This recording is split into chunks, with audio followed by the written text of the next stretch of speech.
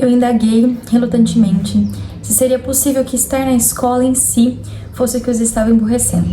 Seria possível que eu tivesse sido contratado, não para ampliar o potencial das crianças, mas para diminuí-lo?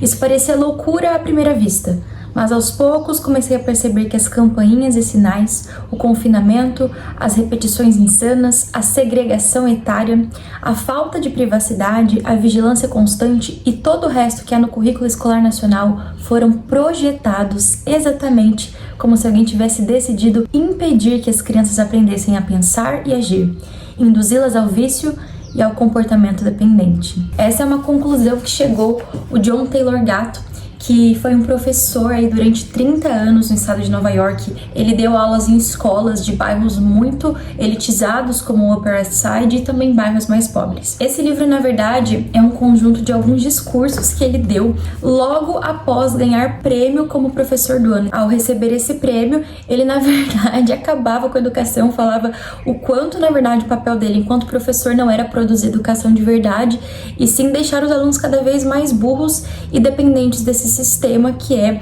a escola. Na verdade, ele vai tratar a escolarização obrigatória como o grande problema da educação, e ele vai tratar as escolas também como meras redes operacionais. Então, nós não estamos falando de comunidades criadas para de fato gerar generosidade, bondade, compreensão, compaixão ou pensamentos, ideias e sentimentos positivos. As redes operacionais são criadas para confinar, para padronizar, para deixar as pessoas todas iguais e para que elas sejam simplesmente peças da engrenagem social. Então, na verdade, esse livro não se trata de um tratado filosófico sobre educação ou algo do tipo. É mais um desabafo mesmo de um professor que está preso nesse sistema de escolarização obrigatória, que acabou percebendo que, na verdade, o que ele ensina não é educação, ele ensina escola, e ele é pago para isso. E há uma diferença absurda entre você ensinar educação de fato e você ensinar simplesmente a escola, aqueles padrões escolares que nós crescemos imersos e que nós passamos para as pessoas,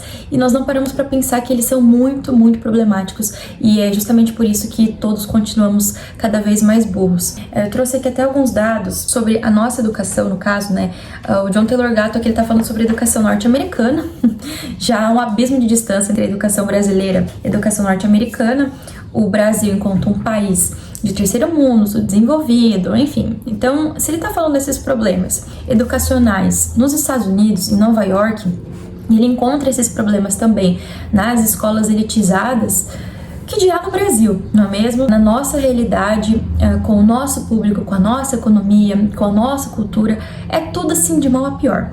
Então eu trouxe aqui alguns dados básicos, porque assim, embora esse livro esteja falando mais especificamente sobre educação dos Estados Unidos, na verdade, esse é um padrão educacional, esse padrão da escolarização obrigatória, como que a escola é aplicada, como que as pessoas são padronizadas, tudo isso, na verdade, é bem global, é bem mundial, então não há muita diferença também. É claro que o Brasil consegue sempre piorar aquilo que já tá ruim, mas ainda assim, muitas das coisas que ele vai falando aqui, você pensa, cara, isso aqui é um problema que não é só dos Estados Unidos, não é só do Brasil, é um problema especificamente da educação moderna. E é por isso que é importante um retorno à educação clássica, mas isso é um tema para um outro vídeo. Então, olha só, eu trouxe aqui alguns dados que eu vou ler para vocês rapidinho. As fontes são o Portal G1 e o Poder 360. Então, em relação ao ranking da educação, o Brasil está nas últimas posições no PISA 2022, entre as notas de 81 países em matemática, em ciências e em leitura. Então, em matemática, o Brasil está em 75º. Então, ele está próximo de Jamaica, Argentina e Colômbia. Em leitura, ele está em 52º, perto de Costa Rica, Peru, Colômbia e México. Em ciências, em 72º, empatado com Peru e Argentina. Entre 81 países, o Brasil está próximo ali das últimas colocações. O Brasil ficou na 55ª posição no ranking de conhecimentos de matemática para estudantes de 9 anos. Entre 58 países avaliados, 55 de 58. O Brasil ficou à frente apenas de Marrocos, Kuwait e África do Sul. Em matemática, o Brasil ficou abaixo da média internacional de 503 pontos, com 400 pontos entre os alunos do quarto ano. Quarto ano, gente, é quando assim, se for pra você gostar de matemática, você vai gostar no quarto ano. Eu amava matemática no quarto ano, e depois o pessoal ladeira abaixo. Hoje não sei matemática básica, mas assim, no quarto ano os alunos já não estão sabendo matemática. E com 378 pontos, ante 478 na média global entre os estudantes do oitavo ano, que aí quando o negócio é só ladeira abaixo mesmo, daqui pra frente é só pra trás. Porque quando você tá no oitavo ano, você já não sabe mais nada. Cerca de 16% dos brasileiros também tiveram um desempenho inferior ao que teriam se tivessem chutado todas as respostas nessa área do conhecimento. De acordo com o levantamento, 51% dos estudantes brasileiros de 9 anos não conseguem realizar operações básicas. 51%, assim, mais da metade dos estudantes brasileiros de 9 anos. 9 anos você tá aí ainda no 4º, 5º ano do ensino fundamental. E quando conforme você vai crescendo, você vai sabendo menos ainda. Então, se isso aqui fosse analisado entre estudantes, sei lá, do 9º ano ou do 3º ano do ensino médio, isso aqui seria muito mais que 51%. Então, assim, isso aqui são só alguns dados em relação ao ranking mundial também. Entre mais de 200 países, o Brasil sempre está nas últimas colocações. Isso é muito triste. E faz a gente pensar, né, o que torna a nossa educação. É claro que cada país terá suas particularidades em relação à educação, mas como a gente vê por meio desse livro aqui, é um problema geral, assim, global, e são vários. Então, ele cita aqui, por exemplo, a questão da padronização, e tem até uma relação que ele estabelece com o mito de Procusto. O mito de Procusto é um mito da Grécia, um ladrão, assim, ele ficava em uma floresta, ele tinha uma casa. E nessa casa tinha uma cama. E essa cama era feita exatamente do tamanho do Procusto.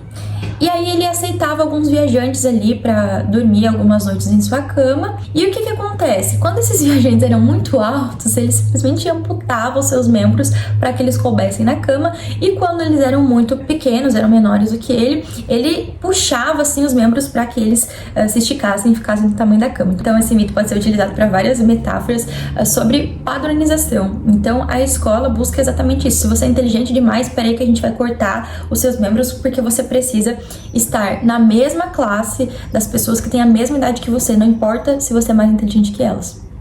E se você é burro demais também, pelo amor de Deus, né? Você precisa fazer o máximo possível, passar por prova, por teste. Aí você vai ser também rechaçado porque você precisa ser mais inteligente. Então, a educação busca, de maneira geral, padronizar as pessoas. Todas têm que ser iguais. Por que você coloca 30 pessoas numa mesma sala? Coloca um professor para ensinar essas 30 pessoas, e 30 eu tô sendo generosa, porque tem escola pública que é 40, 50 alunos. E você acha que todas vão aprender da mesma forma, todas vão entender.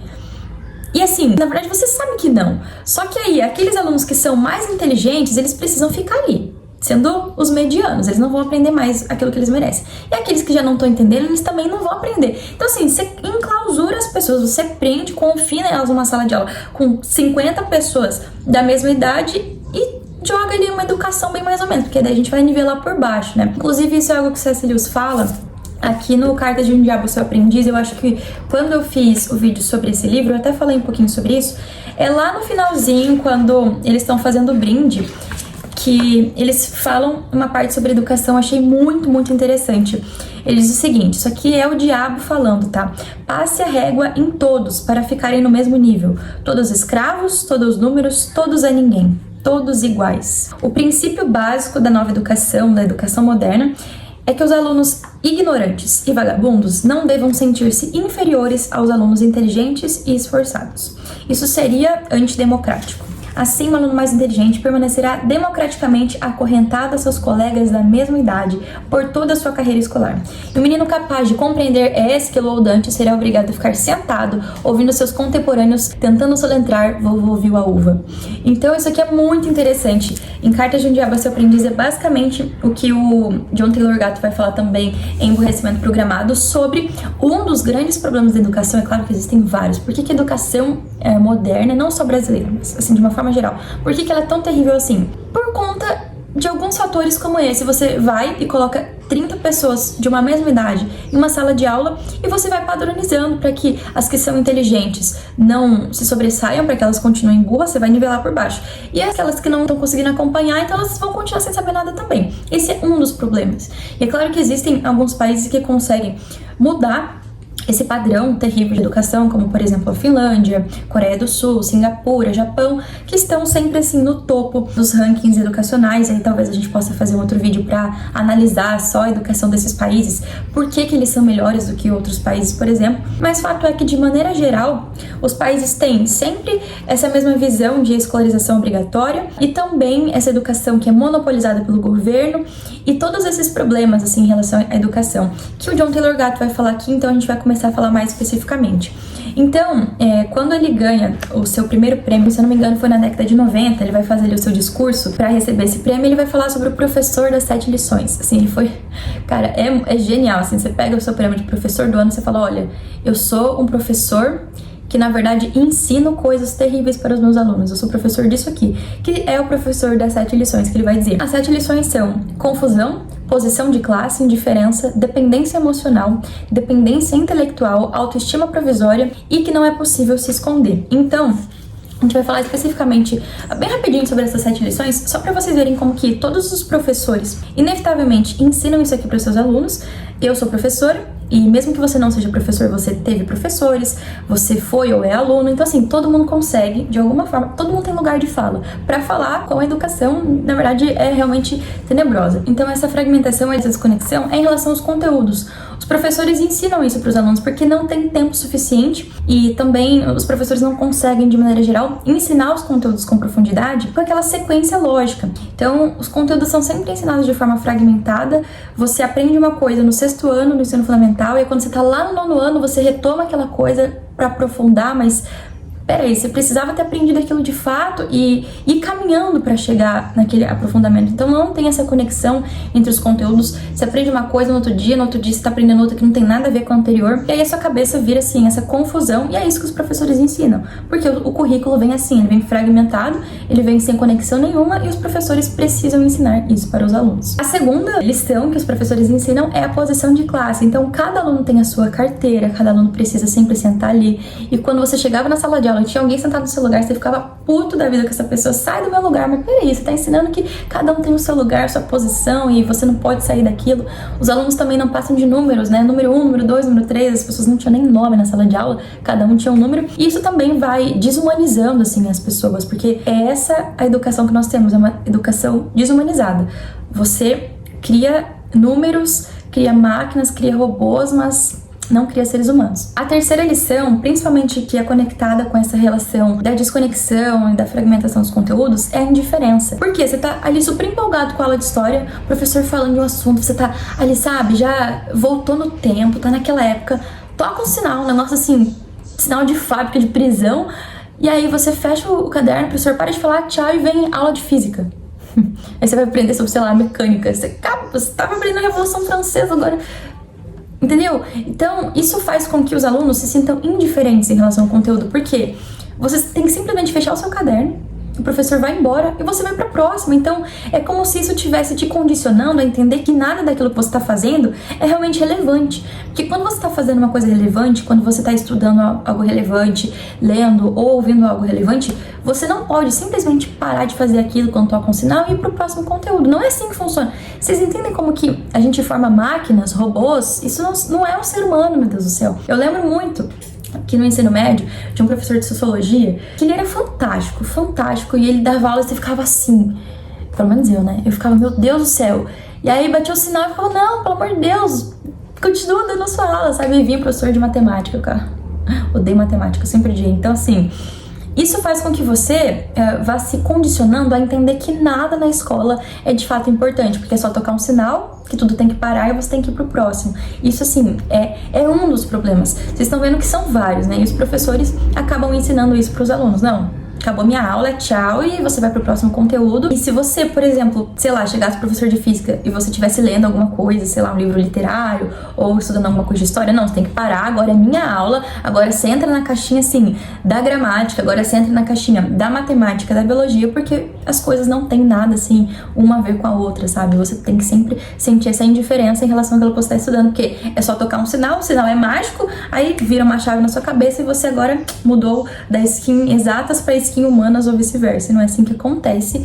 Os alunos não são robôs. Então, essa é uma das lições que os professores ensinam e que é terrível. Acaba automatizando os alunos na educação e não humanizando, que na verdade é o objetivo. E aí a quarta lição e a quinta, de dependência emocional e intelectual, tem muito a ver com a dependência que os alunos, de maneira geral, têm dos professores, das avaliações. E o John Taylor Gatto, ele vai defender muito a autoeducação, que os alunos, eles têm a capacidade de se autoeducarem, principalmente a partir de um certo momento, de buscar conhecimento, de pesquisar, de não ouvir aquilo que o professor fala como uma verdade absoluta, mas de buscar o seu próprio conhecimento. Infelizmente, isso não é ensinado para os alunos. Você é ensinado de que o professor tem todo o conhecimento do mundo e você é simplesmente um burro. Então, se o professor falar alguma coisa e tá certo, você não pode contestar, você não pode pesquisar. Os alunos não são ensinados a pesquisar, a achar referências, a achar fontes, mas a ouvir aquilo que os professores falam e acatar isso como verdade e passar pra frente. Isso é o que acontece muito na nossa educação, principalmente em relação a temas assim controversos como história, filosofia política e tudo mais. Então, é um negócio terrível. Ele vai dizer o seguinte, ó, somente eu, professor, posso determinar o que os meus alunos devem estudar. Ou melhor, somente as pessoas que me pagam podem tomar tais decisões. Que então eu executo. Então ele fala que, na verdade, essa questão dos conteúdos, o professor sabe que é algo que vem em cima, assim, você precisa seguir o currículo escolar, precisa seguir a BNCC, não sei o quê. Então, nem o professor, na verdade, hoje em dia, principalmente em alguns estados, isso é mais forte ainda. Aqui no estado do Paraná, assim, é um negócio terrível. Podia fazer um vídeo só falando sobre a educação do estado do Paraná, porque é uma das melhores do Brasil, de acordo com as estatísticas. E assim, os alunos não sabem nada. É uma das melhores, por quê? Porque os dados são mascarados e tudo mais, porque aluno não pode reprovar, e aí passa aluno de ano sem saber nada, daí o índice da escola sobe, opa, ninguém reprovou aqui, educação é maravilhosa, na verdade ninguém sabe nada, todo mundo foi empurrado. Mas enfim, e um dos problemas da educação do Paraná é a plataformização da educação. Então tem plataforma para inglês, para redação, para matemática, para tudo. E o professor precisa seguir ali o RCO, os slides, já vem tudo pronto, entendeu? O professor precisa seguir aquele conteúdo. E se ele não seguir, é claro, tem algumas escolas que acabam buscando essa autonomia, mas é ir contra o sistema, você vai perder verba, você vai perder um monte de coisa. Então, assim, é o problema da escolarização, entendeu? A escola é uma rede operacional e quem tá dentro desse sistema, quem é professor muito mais do que aluno, por exemplo, consegue perceber isso. O professor, ele não tem essa liberdade toda, principalmente em alguns estados, em algumas escolas, para de fato ensinar aquilo que deve ser ensinado, né? Então é um conteúdo que nem vem dele, né? As pessoas que o pagam para estar ali é que mandam no que o aluno vai ou não aprender, no que é verdade, o que não é verdade. Então isso é terrível, assim, toda essa rede. Quanto mais operacional for o colégio, tanto o público quanto o privado, se vem um currículo de cima, se vem uma apostila de cima, tudo que vem padronizado e pronto, é pior ainda. E aí ele vai dizer que nós construímos um estilo de vida em que depende de que as pessoas continuem fazendo o que eles mandam fazer, por não saberem como dizer a si mesmos o que deve ser feito. Então ele vai dizer que essa é uma das maiores lições que nós ensinamos, porque para tudo nós dependemos de outras pessoas. Cada pessoa tem o seu papel aí na economia e na sociedade de uma forma geral. Só que isso é ensinado para as crianças desde pequenas. Você tem que sempre depender da palavra de um especialista. Você não pode buscar o conhecimento por você mesmo. Peraí, quem falou isso, sabe? Por que eu não posso buscar entender de filosofia, de história, de política, de gramática? Por que sempre alguém tem que me ensinar o que é certo e o que é errado? Não é assim que funciona. Então você não cria pessoas autodidatas, pessoas que vão buscar uma educação por si mesmos. E aqui, entendam, autodidatas não é pessoa que nunca vai precisar de uma autoridade para lhe dizer o que é certo, o que é errado, o que é verdade, o que não é. Só que é a pessoa ser capaz de buscar isso por si mesma. Então eu vou aprender filosofia por Platão, por exemplo, por Sócrates. Então eu vou e busco isso, eu vou e leio esses autores, eu vou e concordo, vou e discordo, eu não ouço um outro professor falar da filosofia de Sócrates, de Platão, entende? É exatamente o que acontece. Todos os professores, sem exceção, eles falam as suas percepções, principalmente em matérias de humanas, né? Acho que biológicas, exatas, isso é mais difícil de acontecer, porque são questões exatas, mas em questão de disciplinas tipo filosofia, história, em que tem muito da subjetividade e da opinião do professor no seu ensino, ele vai pegar a leitura que ele tem de todos os autores e vai dar a opinião dele pra você. E você não tem nem a capacidade de dizer, peraí, será que isso aqui é verdade? Você não tem nem a capacidade de ir lá pegar o livro que o professor leu, ler e talvez discordar. Então, é essa questão da autoeducação, é você ser capaz de ir às fontes e não ouvir passivamente tudo que dizem pra você. Só que o que o John Gatto vai dizer é que na escola os professores ensinam justamente o contrário. Você não pode ter independência intelectual, emocional. Você precisa sempre da aprovação do professor, do especialista. E isso é uma coerção muito forte. Você é condicionado a não buscar educação por si mesmo. Você precisa sempre depender de outras pessoas e até que ponto essas pessoas têm realmente capacidade, qualificação. Bom, isso aí já é um outro assunto também, assim, muito complexo. É claro que existem muitos ótimos professores, mas existem professores também, gente, que... Assim, vocês estão entendendo, né? São muitos motivos pelos quais a educação, não só brasileira, mas mundial, é tenebrosa. Começa pelos professores que são mal formados, e aí todas essas lições, aí o sistema, enfim, são muitos fatores aqui. O Lorgato vai falar só alguns, assim, alguns problemas, e que é algo que os próprios professores acabam ensinando para os seus alunos. Então é como se fosse uma corrente, assim, maligna, que é impossível sair, entendeu? Por isso que ele diz, olha, a solução mais plausível é que as crianças voltem para suas famílias, que os pais voltem a educar os seus filhos. Então ele vai ser muito favorável à educação domiciliar, e isso deveria ser um consenso mundial, universal, uma verdade absoluta, um tratado filosófico de que, obviamente, os pais devem ter pelo menos o direito de educar os seus filhos, e que, via de regra, é só olhar para outros países em que isso acontece. Essa educação feita em casa é muito melhor do que a educação feita pelo Estado, por inúmeros motivos. Inclusive, esse será tema de outros vídeos, pretendo ler mais sobre isso, trazer aqui para vocês, porque é um tópico muito importante. O nosso país, infelizmente, ainda é atrasadíssimo em relação a isso. Nós vemos que a nossa educação é podre, o Estado não consegue dar uma educação de qualidade, e aí os pais que querem educar os seus filhos com educação de qualidade, protegê-los dos terríveis males da escola pública, não podem fazer isso, porque daí eles são pais terríveis e sofrem ainda com o perigo de perderem a guarda dos seus próprios filhos, porque estão dando uma educação melhor que a do Estado. A gente vive, é um país insano. Mas enfim, então essa é uma das soluções mais, de fato, eficientes que o John Taylor Gatto traz aqui, para que os pais que possam, que consigam, que tenham essa oportunidade, que eles voltem a educar os seus próprios filhos. Mas os pais que não têm essa oportunidade, poxa, eu preciso da escola pública, eu tenho que trabalhar, meu marido tem que trabalhar e meu filho precisa ficar na escola. Então, poxa vida, que você se preocupe com a educação do seu filho, que ao voltar para casa, você pergunte, filho, o que você estudou hoje? Deixa eu ver seu caderno, deixa eu ver seu livro, o que o professor falou, como é que foi na escola. E os pais assim, ó, deixam o filho ao Deus dará. Gente, é uma confiança absurda no Estado, gente. Você tá confiando a desconhecidos a educação do seu filho. Você nem sabe que professor ele tem, sabe o que o professor fala pro seu filho, você não conhece nada. Você deixa o seu filho passar 12 anos com desconhecidos, numa educação podre, num Estado que tá nem aí pro seu filho, os professores estão nem aí pro seu filho, ninguém tá nem aí pro seu filho, e você simplesmente deixa. Os pais precisam, no mínimo, se preocupar com a educação dos seus próprios filhos. E é claro que essa solução até dos pais se preocuparem com a educação dos seus filhos é uma solução também idílica, porque muitos filhos não têm nem a presença dos pais. Eu tenho aluno aí, pai preso, pai quer matar a mãe, não sei quem, então assim, a gente sabe que muitos precisam da escola e precisam de bons profissionais, bons professores, pessoas que se preocupem com elas. Então, o John Taylor Gatto dá aqui soluções que são boas para certas famílias. Se você tem a oportunidade de educar os seus próprios filhos, ou de fazer aquilo que chama-se hoje de after school, então depois que seu filho volta da escola, você ensina, você educa, você vê o que ele aprendeu, enfim, que deveria ser o básico, essas ainda são soluções idílicas e muito, muito utópicas. Poucas pessoas vão fazer isso.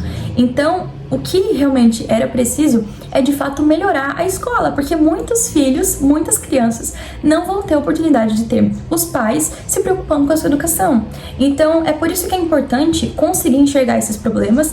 Assim, nem que você, professor, não vai poder ir contra o sistema de maneira geral, mas tente mudar a sua realidade, tente ser diferente com os seus alunos. E aí, são muitos os problemas, né, como nós falamos da educação de forma geral, mas ainda assim é necessário tentar mudar a escola, porque muitos vão ter acesso à educação. Não estou falando nem de escolarização, de educação formal, mas educação de valores mesmo, somente na escola. Então, infelizmente, a gente não pode, jogar a merda no ventilador e falar, deixa quieto, não vou fazer nada porque a gente nunca vai mudar a educação. Na verdade, existem pessoas que precisam que nós melhoremos a educação. E isso, é claro, não será feito em 10, em 20, em 50, sei lá, em 100 anos. Mas cada um pode fazer a sua parte a partir do momento que você entende os problemas da escola, da educação moderna, da didática, da metodologia, da concepção de educação, enfim, são tantas coisas.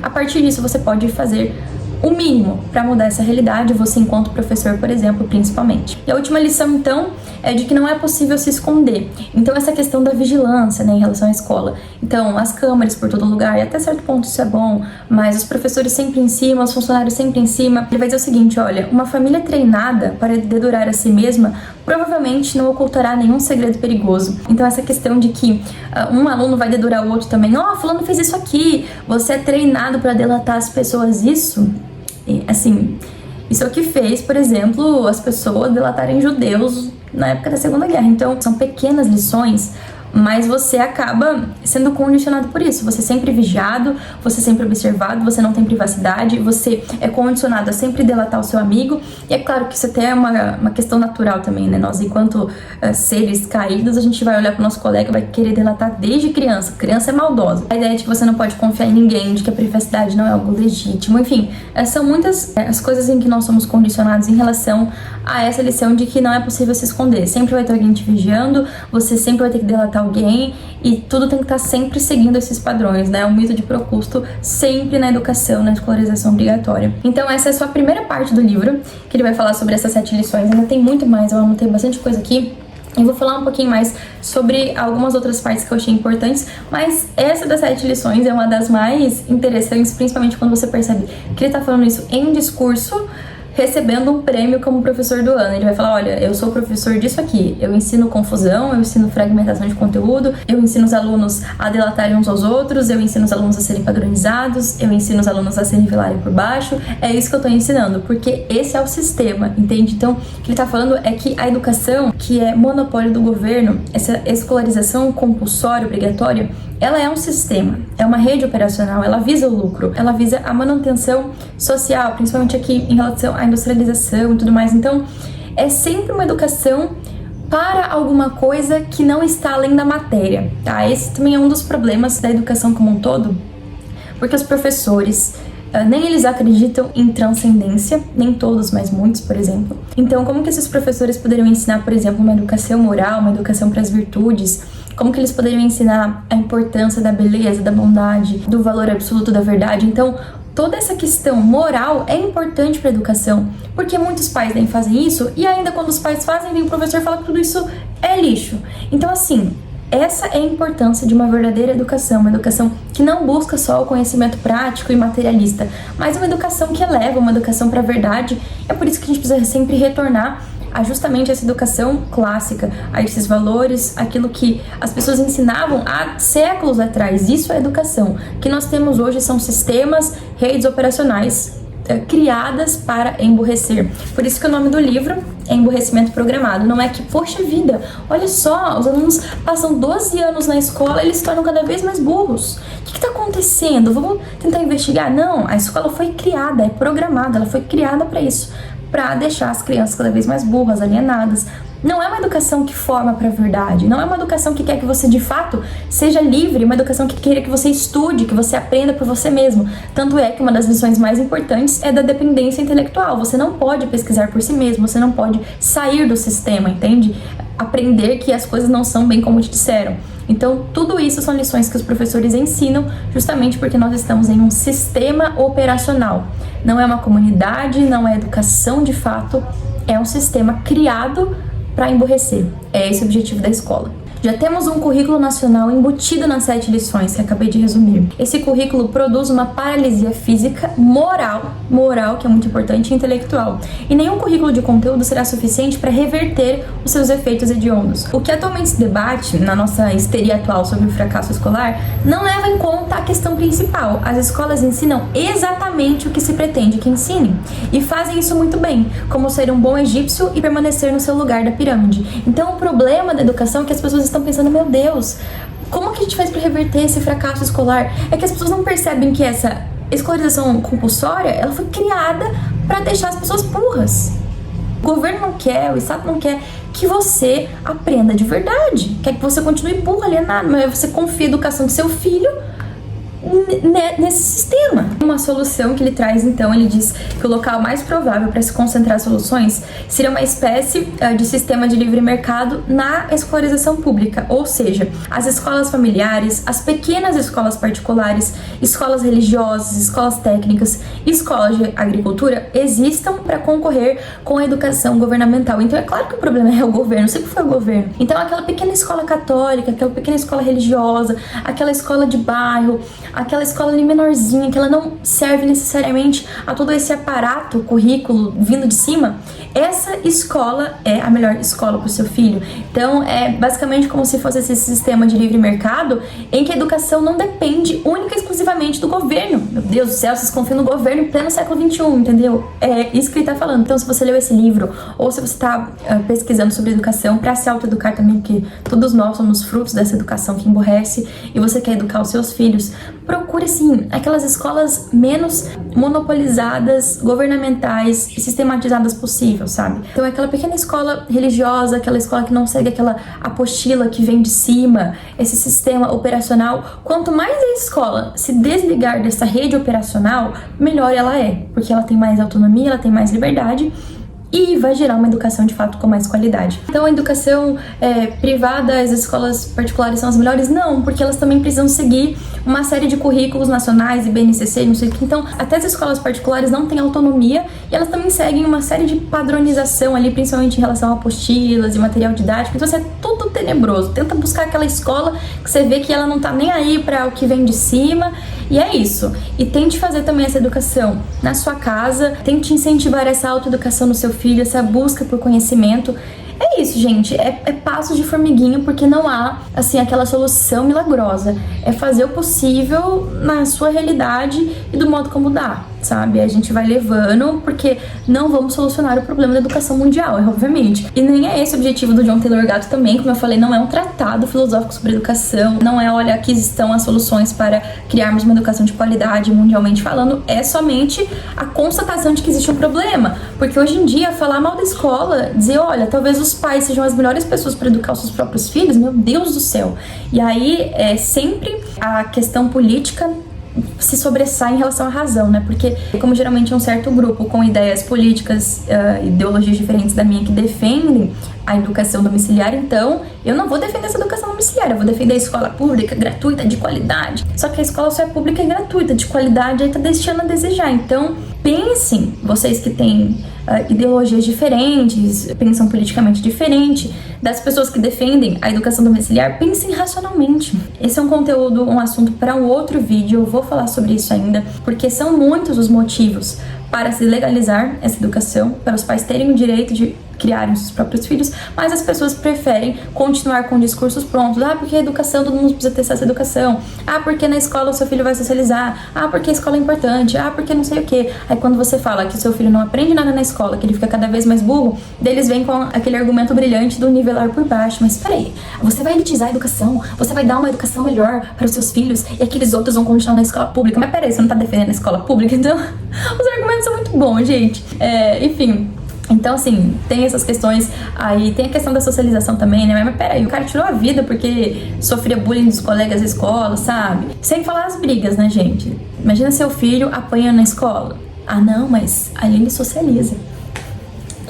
Ai, como eu falei, os argumentos são muito bons, assim, eles são tão ridículos que nem as pessoas que falam, que argumentam a favor da escolarização obrigatória, dos pais não terem direito de educar seus filhos, nem eles acreditam naquilo que eles falam. Mas enfim, é assunto para outro vídeo, porque é um assunto de fato que no Brasil é um tabu. Meu Deus do céu, como assim você quer educar o seu filho?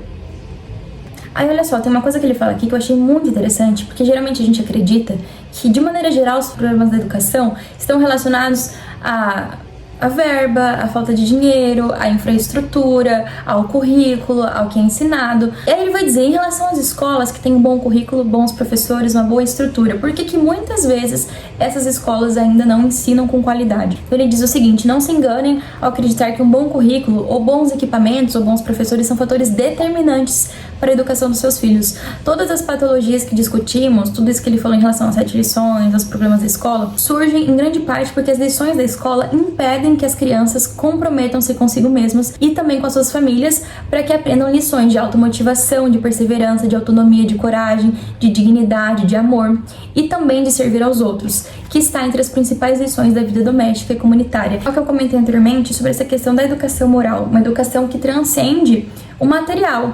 E é o que os filhos, independentemente do quão boa a educação seja na escola, eles não aprenderão isso lá. Então é por isso que nunca se deve deixar essa educação somente com os professores, porque educação não é só isso.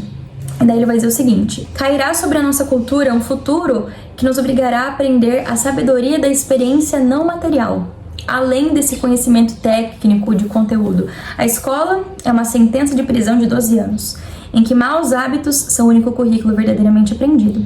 Eu ensino escola e sou premiado por isso, eu sei como funciona. Então é por isso que ele fala que o problema não é só a falta de equipamentos, de infraestrutura, de professores. O problema, assim, o mais profundo do problema, o âmago do problema educacional, que daí surgem todos os outros problemas, é a concepção que se tem sobre educação. O que é educação?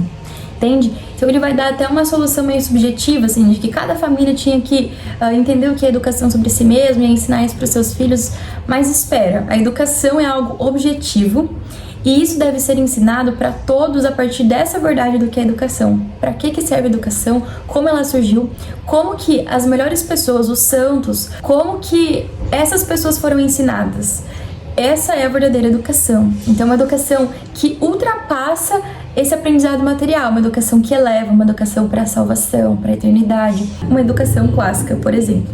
Inclusive, ele vai fazer uma coisa muito interessante, que é relacionar a escola com a televisão. Então ele vai dizer que essas são duas redes operacionais muito parecidas, que ensinam coisas abstratas, que causam alienação, mas que nada tem a ver com o mundo real. E ele vai dizer que, inclusive, esse é um dos problemas da educação, porque o aluno não aprende nada que tem a ver de fato com o mundo real. Então ele vai dizer que o tempo da infância e também adolescência em séculos passados era ocupado por trabalho real, caridade real, aventuras reais e uma busca realista por mentores que pudessem ensinar aquilo que realmente se quisesse aprender. Boa parte do tempo era ocupado por questões comunitárias, praticando afeto, conhecendo e estudando cada camada da comunidade, aprendendo como construir uma casa, como plantar uma batata e dezenas de outras tarefas necessárias para se tornar um homem ou uma mulher completos. Então, isso que ele traz aqui em relação ao que é educação real, assim, uma educação que tem a ver com o mundo e que os nossos alunos hoje não são preparados também para essa educação real. Tanto é que ele vai fazer um trabalho que depois ele não pôde mais fazer, que os alunos dele precisavam fazer trabalhos voluntários. E aí ele recebe diversos testemunhos de como isso mudou a vida desses alunos e tudo mais, mas ele não pôde mais fazer isso depois. Então, veja, tudo que tem a ver com a vida real, com você fazer alguma coisa boa, realmente produtiva para a sociedade, isso tudo não é visto como educação. Então, essa educação é uma educação abstrata, criada para te alienar, te tirar do mundo real. E nada, assim, nada você pode fazer que tenha a ver de fato com a vida. Então os alunos não aprendem nada disso, como viver, como ser uma pessoa de fato, né? Uma pessoa útil, uma pessoa boa, uma pessoa que faça algo para a eternidade. Isso não é visto como educação. E é por isso que a educação está cada vez pior, cada vez mais automatizada, robotizada, criando sempre máquinas e nunca seres humanos. Estudo independente, serviço comunitário, aventuras e experiências, grandes doses de privacidade e tempo a sós, milhares de experiências de aprendizagem prática com outras pessoas em seus ofícios, durante um único dia ou períodos maiores. Todas essas são maneiras poderosas, baratas e eficazes de se começar uma verdadeira reforma da escolarização. Então é de fato modificar essa ideia que se tem sobre educação. Ele vai dizer que alguns pilares importantes para isso são a individualidade, principalmente, e a família, que são coisas que na verdade a escola está constantemente tentando eliminar da vida do aluno. Essa ideia de que você precisa amar, obedecer, valorizar a sua família, por exemplo, de que eles, na verdade, que são os responsáveis pela sua educação. E essa ideia também de individualidade, que nós já vimos por que ela é tão combatida pela escola, justamente para padronizar cada vez mais os alunos e os nivelar sempre por baixo, porque essa é a ideia mais democrática possível, né? E, consequentemente, a ideia que cria também cada vez mais esse emburrecimento, que não é um acidente, mas é um aborrecimento programado. Aí olha uma coisa muito interessante que ele falou. Quem pode negar que as redes operacionais são eficientes em alguns aspectos? É claro que não, mas elas são desprovidas de qualquer habilidade de nutrir emocionalmente os seus membros. A extrema racionalidade que compõe o núcleo das redes operacionais é baseada no mesmo erro de concepção da natureza humana cometido pelo iluminismo francês e por Comte. No nosso melhor estado, nós seres humanos somos imensamente mais grandiosos do que meramente racionais. No nosso melhor estado, transcendemos a racionalidade. É por isso que computadores nunca substituirão as pessoas, pois são feitos apenas para serem racionais e, portanto, muito limitados. Então é o que eu tenho falado aqui a todo momento sobre um dos problemas da escola, é ter justamente essa concepção equivocada sobre a natureza humana, de que os seres humanos precisam unicamente do conhecimento racional, e nem isso a escola consegue dar de forma satisfatória, mas ainda assim o outro conhecimento transcendente é completamente abandonado. E aí você pode falar, não, de fato, esse não é o objetivo da escola, essa educação moral, religiosa, o que quer que seja, não é o objetivo, não é o papel da escola, isso quem deve fazer é os pais, a família, enfim. De fato. Por quê? Porque a nossa educação já foi construída com essa concepção equivocada, de que o ser humano não é um ser humano integral, de que você pode separar a parte racional da parte transcendente, não é assim que funciona. O ser humano vai na escola e mesmo que o professor não queira, que o Estado não queira, que sei lá quem não queira, ainda assim ele aprende alguma coisa em relação à moral, ao que é certo, ao que é errado, só que ele aprende, claro, de maneira deturpada, por conta, obviamente, dessa concepção equivocada sobre educação, sobre a natureza humana e tudo mais. Então, vejam como que é um problema que é muito mais embaixo. É praticamente impossível de se resolver porque essa concepção equivocada de que se pode separar, a educação. Agora você entra na caixinha da física, agora você entra na caixinha da história, agora você entra na caixinha da gramática, e nada disso tem a ver com o mundo real ou com o mundo transcendente. Nada do que você vai aprender tem a ver com ser bom, com ser verdadeiro, com a bondade, com a beleza, com a verdade, com a virtude, enfim, você tá separando, em caixinhas, né? Isso aqui é educação formal, isso aqui é educação moral, mas a educação é uma só, e se você não ensinar e não educar o ser humano de uma forma completa, então você não conseguiu atingir o ideal objetivo da educação, que a educação é isso. Esse é um ponto importante e é por isso que os filhos devem voltar à família, porque a família, claro, né, a família estruturada, a família que tem condição de fazer isso, é a única comunidade realmente capaz de educar a criança integralmente, tanto racionalmente, moralmente, que é essa educação completa. Então é por isso que essa é uma das soluções mais, de fato, eficientes que ele traz aqui, mas infelizmente é uma solução que poucas pessoas conseguem, podem colocar em prática. Mas de fato seria assim, o mundo ideal, idílico, utópico, é que as famílias conseguissem, né, de fato, educar os seus filhos. E ainda que seu filho precise ir à escola, calma, não se desespere, ainda assim você pode fazer essa educação completa com ele, simplesmente não o entregando à mão do Estado, como se o Estado fosse de fato educar o seu filho. O que ele pode fazer no máximo é ensinar um conteúdinho aqui e ali, assim vai fazer de forma muito capenga, mas ele não vai educar o seu filho de fato. Isso não tem pra onde correr, é tarefa e é dever unicamente dos pais. Mas não é só essa educação emocional, ou religiosa, ou moral, enfim, como você queira chamar. Até essa educação em relação aos conteúdos, os pais devem aprender primeiramente para fazer com os filhos, porque o seu filho tá aprendendo tudo errado sobre o que foi a Revolução Francesa, o que é o socialismo, o que foi a Revolução Russa. O seu filho não tá aprendendo a ler os grandes clássicos da literatura, o seu filho não sabe como ler uma poesia. Então é ainda assim essa educação completa que os pais precisam de alguma forma tentar fazer com os seus filhos, e essa é a solução mais contundente, sim, e que seria mais eficiente que o John Taylor Gatto aqui dá para que os pais façam com os filhos. Apenas escravos são reunidos por outras pessoas, isso é exatamente o que acontece com a escolarização obrigatória. E esses sonhos precisam ser definidos localmente, pois pôr em prática qualquer ambição maior, sem esse alicerce, significa perder o contato com as coisas que dão sentido à vida, que são a individualidade, família, amigos, trabalho e uma comunidade íntima. Então a escola está muito longe de ser essa comunidade íntima, essa comunidade em harmonia, que forma a alma humana, e ela está muito mais próxima do que é de fato uma rede operacional. E é por isso que ele vai falar até sobre essa questão das pequenas escolas, os pequenos locais, as pequenas comunidades. Tudo que é feito muito em massa, tudo que é muito para todo mundo é sempre pior. Então, para finalizar, eu vou ler um último trecho que fala justamente do problema dessa educação em massa. Então, ele diz que a educação em massa não é capaz de produzir uma sociedade justa, porque nela o que se pratica diariamente é a competição manipulada, a supressão, a intimidação. Permitimos o surgimento de escolas que não são capazes de ensinar valores não materiais, os valores que dão sentido à vida de qualquer um, rico ou pobre, porque a estrutura da escolarização é sustentada por uma rede complexa de premiações e ameaças, de punições e recompensas. A preferência das autoridades, notas e outras parafernálias de subordinação não tem nenhuma conexão com a educação, são apetrechos da servidão e não da liberdade. Então, esse trecho aqui resume muito bem por que essa educação em massa, essa escolarização compulsória, tudo isso não é educação. Não ensina valores não materiais, não dá sentido à vida. É sustentada por uma rede de premiações, de ameaça, de punição, de recompensa, de nota, de autoridade. Isso não tem conexão com a educação, não tem conexão com a vida real, não tem conexão com a liberdade, com a autonomia, com a independência.